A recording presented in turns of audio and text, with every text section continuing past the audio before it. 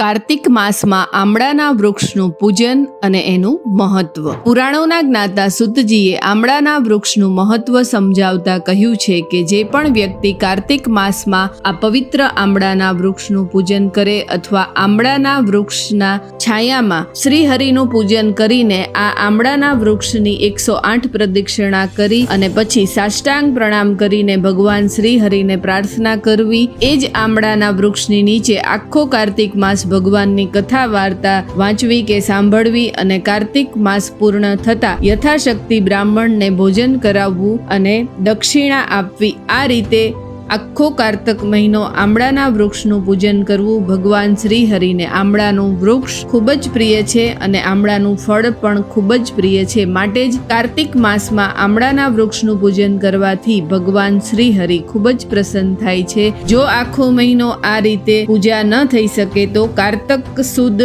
14 કે જેને વૈકુંઠ ચતુર્દશી કહે છે, માત્ર આ દિવસે આમળાના વૃક્ષનું પૂજન જરૂર કરવું જોઈએ. જય માતાજી.